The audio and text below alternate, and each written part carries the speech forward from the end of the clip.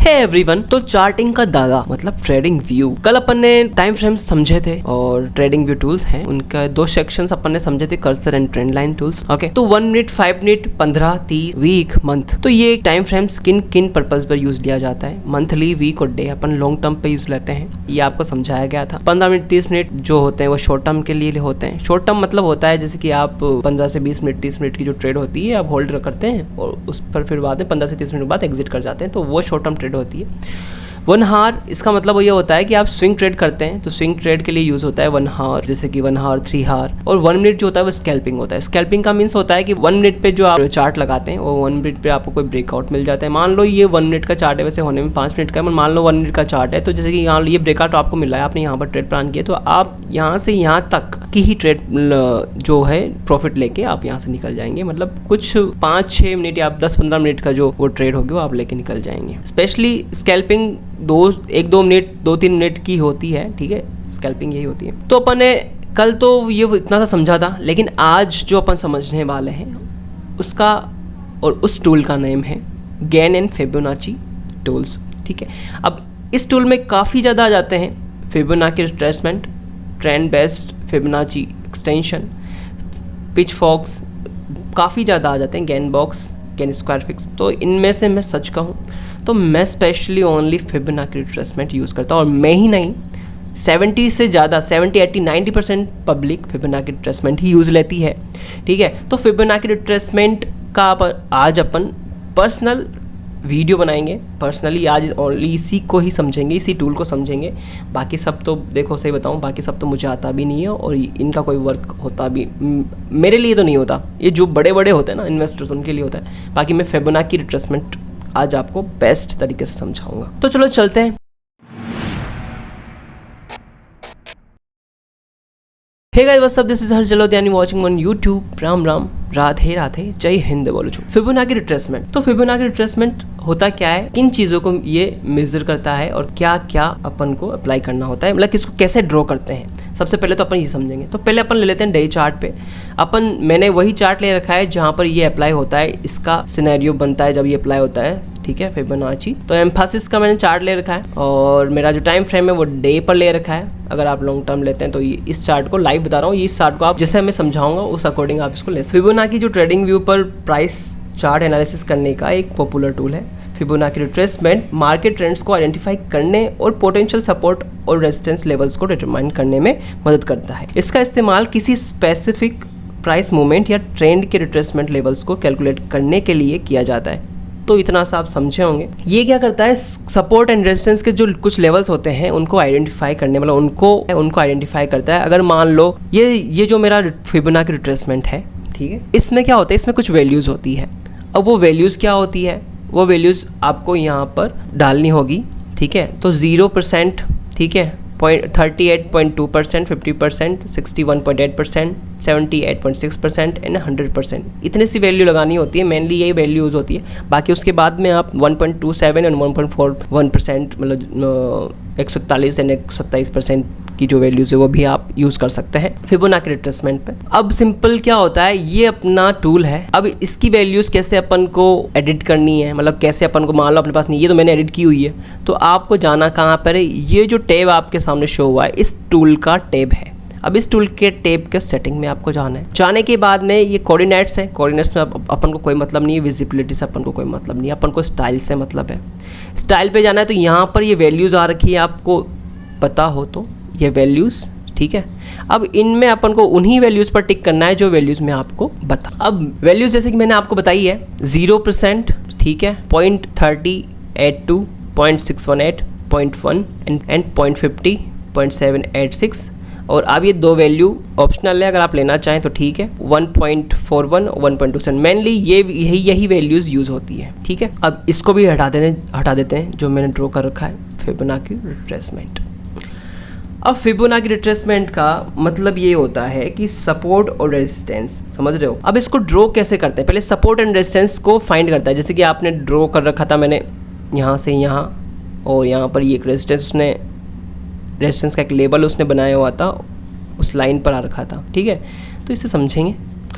अब ड्रॉ कैसे करते हैं, ड्रॉ इसका ये होता है कि चार्ट पर अप ट्रेंड का जो अप पीक पॉइंट होता है वो, एंड देन डाउन ट्रेंड का जो बॉटम पॉइंट होता है वो, मतलब डाउन ट्रेंड का मतलब ये अप ट्रेंड का ये पीक पॉइंट अपन ने ले लिया स्विंग यहाँ पर, और then down trend, then this, ठीक है, इससे वो ले सकते हैं। अब ये ले लिया अपन ने। अब वैल्यूज़ तो मैंने आपको पहले बता ही दी है, वैल्यूज़ कौन कौन सी आपको पुट करनी है, आपने वैल्यूज़ पुट कर दी है। अब यहाँ पर आपको ओनली रिट्रेसमेंट चेक करना है कि किस लाइन पर आपको सपोर्ट एंड रेजिस्टेंस का रिट्रेसमेंट दिख रहा है या बाउंस बैक दिख रहा है, आपको मतलब कौन सी लाइन पर ये सबसे ज़्यादा, मतलब फिबोनाची रिट्रेसमेंट की कौन सी लाइन पर जो चार्ट है वो सबसे ज़्यादा पोज कर रहा है, ठीक है। अब पोज तो क्या अपन को तो ओनली यहाँ पर क्या मिला, रिट्रेसमेंट मिला, तो एम्फासिस का चार्ट अपन ने लिया down to up to peak point to bottom point अपन ने लिया, ठीक है। ऐसे फिबोनाची को ध्यान रहे, ऐसे ही ड्रॉ करते हैं, ठीक है। तो अब यहाँ से चलता है मार्केट पीक पॉइंट, मतलब जब ये आपको कुछ ऊपर की तरफ मूवमेंट दे चुका हो तब पीक पॉइंट बनता है, ठीक है। अब ये सस्टेन भैया 38.2% पर भी सस्टेन नहीं हुआ है, ठीक है, डे चार्ट पर तो नहीं माना जाएगा। अब चलते हैं अपन, रिट्रेसमेंट भी नहीं हुआ, 50% से भी रिट्रेसमेंट नहीं हुआ। अब ये रिट्रेसमेंट हुआ 61.8% से, मतलब 0.618 से ये रिट्रेसमेंट हुआ, मतलब इस लाइन से ये रिट्रेस हुआ। अब रिवर्स आया, अब रिवर्स आने के बाद में ये सेकंड टाइम पर ही इसको ब्रेकआउट दे दिया। अब इसका ब्रेकआउट दे दिया ना, अब इसको ब्रेकआउट देने के बाद में स्ट्रेटजी ये बनती है कि इसको ब्रेकआउट देने के बाद में इसके हाई, इट मीन्स इसकी जो हाई प्राइस है इस कैंडल की हाई प्राइस पर आपको ट्रेड प्लान करनी होती है। अब ट्रेड प्लान करनी होती है तो आपको भैया, आप तो कंफ्यूज हो जाएगा कि ट्रेड प्लान तो कर लेंगे लेकिन अपन को प्रॉफिट कौन सा लेना है, ये तो बताएं पहले। तो भैया पहली जो लाइन होती है, मतलब पहला जो परसेंटेज होता है 78.6%, ये पहला आपका टारगेट होता है। फिर अनदर सेकंड टारगेट आपका 100% होता है, 1%, ठीक है। तो ये तो हो गया TGT1, अब ये हो गया TGT2, ठीक है। अब उसके बाद में अगर आप चाहें तो सेकंड टारगेट 127% ले सकते हैं और 141% ले सकते हैं, लेकिन मैं गारंटीड ज़्यादातर इनकी दूंगा, 100% तक की मैं ही आपको गारंटी दूंगा कि हाँ यही आपको टारगेट्स मिलने के चांसेस ज़्यादा हैं, क्योंकि मार्केट है, मार्केट में कभी भी 100% आपका रहता नहीं है। आप 70% या 75 या 65% ही रेशो लेकर चल सकते हैं, ठीक है, मिलने के टारगेट मिलने के, तो यही टारगेट आपको अचीव होंगे। तो स्ट्रेटजी सिंपली यही होती है, आपको फिबोनाची रिट्रेसमेंट किस तरीके से आपको ड्रॉ करना है, फिबोनाची या नाकी, जो भी नाची बोल दो। अब पीक पॉइंट से डाउन पॉइंट आपको सिलेक्ट करना है, टाइम फ्रेम कुछ भी हो पर मैक्सिमम टाइम फ्रेम बड़ा होना चाहिए, 30, 1 आवर, डे, वीक, मंथ, कुछ भी। तो आप 1 आवर भी इसको चेक कर सकते हैं ट्रेडिंग के लिए, ठीक है, और डे पर भी आप चेक कर सकते हैं। अब peak point to bottom point आपने ड्रॉ की, आपके वो लाइंस ऑटोमेटिक इधर राइट साइड में तो इनफाइनाइट हो गया और लेफ्ट साइड में यहाँ पर परसेंटेज आपको शो कर गया। अब यहाँ पर जो आपको बताया कि रिट्रेसमेंट हुआ, देन ब्रेकआउट दिया और आपने यहाँ पर ट्रेड प्लान कर दी। तो इस तरीके से आपको यहाँ पर मेज़र करना होता है कि फिबोनाची रिट्रेसमेंट का जो इसका रिजल्ट है वो आपको इस तरीके से फाइंड होता है। फिबोनाची रिट्रेसमेंट एक जीती जागती ट्रेडिंग व्यू पर स्ट्रेटजी है। बस ये लेवल्स आपको एडिट करने होंगे, पुट में डालने होंगे फिबोनाची के इसमें। ये लेवल्स आपको 5 लेवल्स हैं, वहाँ 0 से 100 के बीच में ये लेवल्स हैं, 38.2%, 50%, 61.8%, 78.6 एंड 100%। अब इसमें कुछ भी नहीं करना है आपको। अब इसको ब्लैंक करते हैं पहले, सबसे पहले, ठीक है, इसको ब्लैंक करते हैं, चार्ट को ब्लैंक कर देते हैं, ठीक है, ओके, चार्ट को यहाँ ब्लैंक कर देते हैं। अब ये सिंपल सा मैं यहाँ से यहाँ तक ले लेता हूँ फिबोनाची रिट्रेसमेंट को। अब फिबोनाची रिट्रेसमेंट मैंने ले लिया तो मेरे लिए क्या है, यहाँ पर एक पीक पॉइंट है, ये पीक पॉइंट है, ठीक है, और ये ऐसे।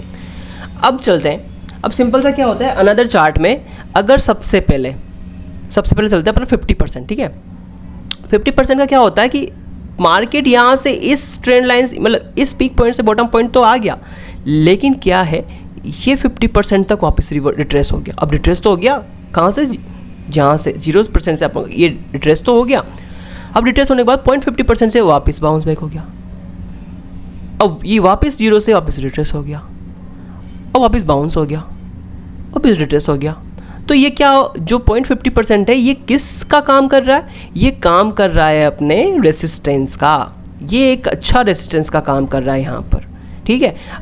अब होता क्या है, मैं मेनली कब ट्रेड प्लान करता हूँ, जब ये 1 टाइम रेस्पेक्ट किया रेजिस्टेंस को, सेकंड टाइम रेस्पेक्ट किया, ये थर्ड टाइम रेस्पेक्ट किया, अब ये एक बार फिर बाउंस हो एंड देन उसके बाद में फिर ये यहाँ पर ये ब्रेकआउट दे। हालांकि यहाँ ये ब्रेकआउट यहाँ पर भी दे सकता है नीचे की तरफ, ठीक है।